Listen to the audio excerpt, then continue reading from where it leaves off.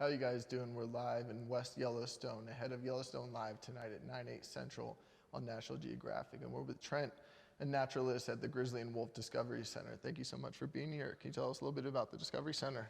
All right, well, welcome everybody, and glad to be here, here with National Geographic. There's some wonderful things to talk about with wolves.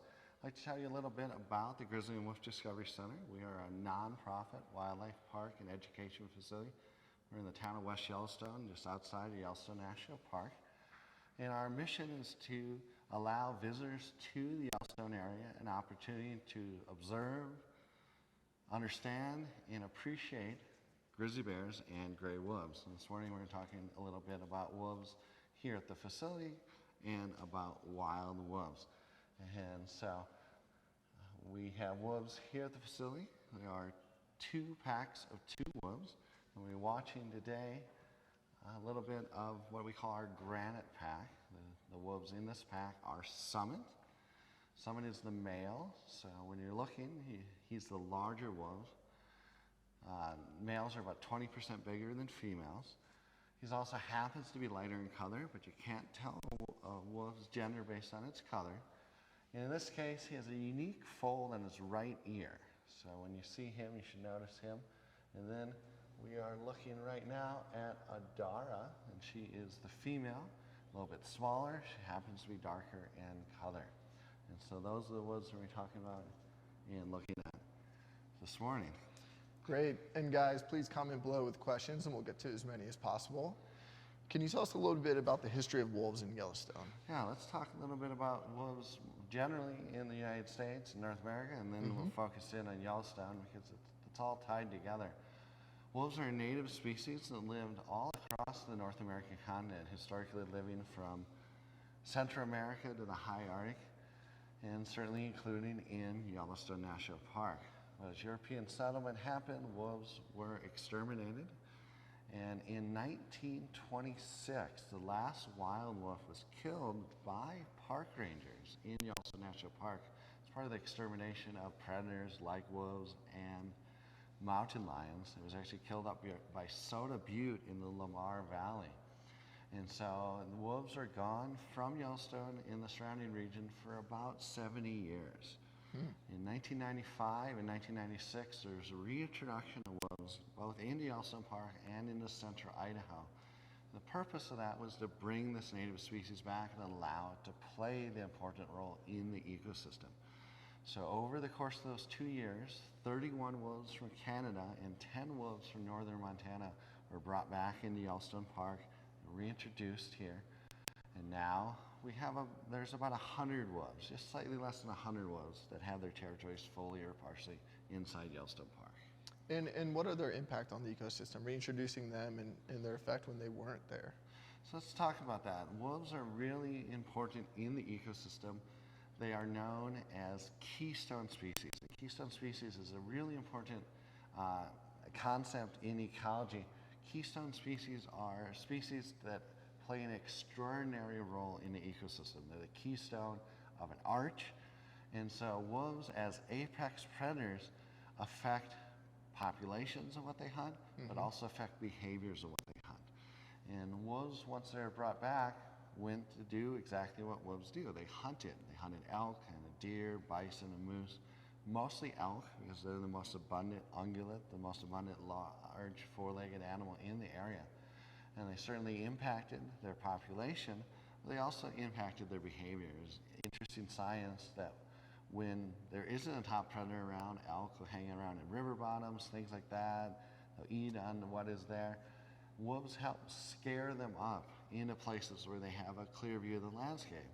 And so with that, it changed how elk interacted with the landscape.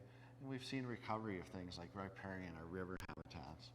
And so wolves affect behaviors, which affects the ecosystem. And so, once you bring them, reintroduce them back into the park, the next important thing is mating. Can you tell us a little bit about the mating of the wolves? So wolves are social animals. They live together in packs. And here in the Northern Rockies, it's generally about 8 to 10 in a pack. And wolves have specific roles within that pack. And so very few of the wolves actually are breeders. In a typical wolf pack, it is just what we call the alpha pair that have pups. There's a single litter of pups from the alpha female each year. And the breeding cycle and then the birth of the pups really affect the whole calendar year of the wolves. And so breeding takes place like in February, pups are born in April. The alpha female builds a den. She actually digs a den out and gives birth to the pups there. The pups live in that den for about 8 to 9 weeks. So the whole life of the pack is centered around that den for that time. And then she'll move the pack to a series of what are called rendezvous sites. And those kind of are a base operation for the pack. The pups are there being babysitted by all the members of the pack over time. And then individual wolves are out hunting, out patrolling and protecting the territories. And so there's these hubs of activity and then like spokes of a wheel. They're heading out to their territory. And if you guys are just tuning in, we're here at West Yellowstone at the Grizzly and Wolf Discovery Center ahead of Yellowstone Live tonight at 9/8 Central on National Geographic and Nat Geo Wild. So we have a couple questions. If you guys have any questions, comment below and we'll get to as many as possible. We have a question from Anastasia who asks, what are some misconceptions about wolves? So there's lots of different misconceptions about wolves. They're really not very well understood. Some of that is popular media and things like that. One of the things is how dangerous wolves are to people. Certainly any animal is potentially dangerous, but wolf attacks on human beings are exceedingly rare.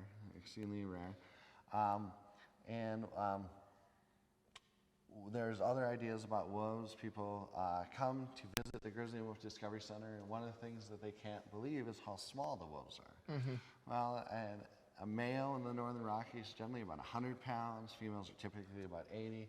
We're looking at Adara here. She's right in that 80-pound range or so, where people are expecting wolves to be huge, the size of like a Great Dane, the size of a big dog, where they're the size of a medium dog. German Shepherds are a really good equivalent for weight. Sure.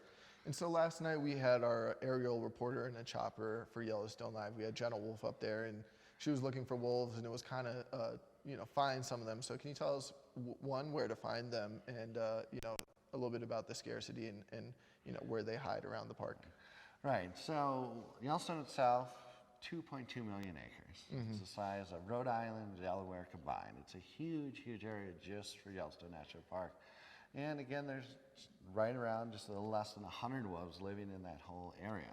So that does make it a difficult species to spot, but there are certain areas in Yellowstone that have a higher concentration of wolves. The northern range, what's called the Lamar Valley, from Tower Junction out to the northeast entrance is the most likely place to see wolves in Yellowstone. The Hayden Valley from Canyon going to Lake is another place. But wolves are what are known as crepuscular animals. And those are animals that are active around sunrise and sunset. Wolves will sleep in the middle of the day and sleep in the middle of the night. And so if you're wildlife watching of any sort, especially for wolves, going at those early morning and late evening hours really help increase your chances of spotting these animals in the wild. And can you tell us a little bit about their speed and its importance to the hunting, and how often they eat? So let's, talk about all of those different things, because it's all tied together, and it's really interesting. Wolves can run fast, and they can run like 30 miles per hour as their top speed, about what their prey will run, about like what an elk would run. But they're not evolved for sprinting. They'll do that under short distances, but they're marathon runners. They'll set a slower speed, and then they can go for hours and hours. And so wolves are chase predators. They're not an ambush predator like a mountain lion will surprise its prey. If an elk is being hunted by wolves, it is fully aware of it. There's no subtlety to the process. And they actually will get a herd running. They'll chase the herd, and then ultimately what they're doing is seeking out vulnerabilities. And while those elk are running, they can see if an animal is slow, maybe then it's injured, it has a disease, something like that. And they'll actually switch to hunting specific animals. And then that endurance race helps them out. They can keep going and going for long distances. And there's something really interesting about wolves in the hunt. There seems to be a division of labor based on gender. So we talked about the size of wolves. Males definitely bigger than females, about 20% difference in size. And so the females a little bit smaller, and they tend to be faster animals. They end up doing most of the actual chasing. And then once they have got the animal down a little bit and they worked on it, it's the males that generally come in and do a lot of the actual killing of the animal in the hunt. And so there's a process. Wolves ultimately, again, cooperative animals. And so we talked a little bit about the reintroduction of wolves into Yellowstone, its impact. Can you tell us a little bit about its impact on the other animals, certain animals that may be flourishing because of the wolves' reintroduction? Yeah, let's talk about that a little more. We talked about how they affect behaviors. So what we're seeing is some interesting recoveries of certain species. We're also seeing some species that are going down. Certainly elk numbers and populations have been affected by wolves and been reduced because that is their primary prey. The animal that's been affected the most actually was initially coyotes. Wolves, they'll kill coyotes because coyotes steal so much of their food, their competition for their food, and so they affected them. But by changing behaviors, moving elk out of river bottoms, aspen, willow, and cottonwood trees seem to be in an interesting recovery. With that, they help shade rivers, keep the temperatures down. They help prevent erosion.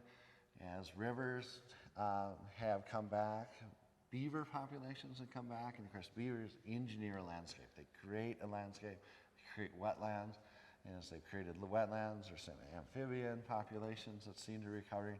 And so ecosystems are incredibly complex and they're dynamic. They're constantly changing.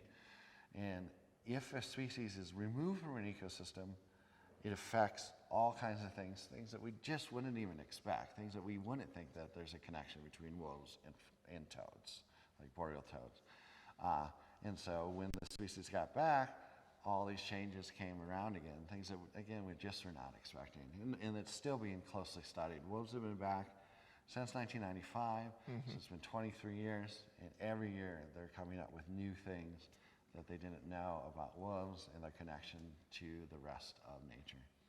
Great, and if you're just joining us, we're here at the Grizzly and Wolf Discovery Center in West Yellowstone, just outside of Yellowstone National Park. Again, comment below with questions, and we'll get to as many as possible. So we talked a little bit about the reintroduction and the habitats, and now we want to get to the people. So if you're out in the park or you're around the park and you happen to run into a wolf, can you tell us a little bit about what to do and what not to do? So when you're in Yellowstone National Park, what you want to do is just be aware of all wildlife. All wildlife, wolves included.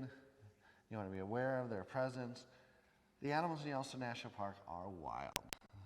People need to certainly think about that, understand that they're not anybody's pets, they're not tame, they're not domesticated. And any animal is potentially dangerous.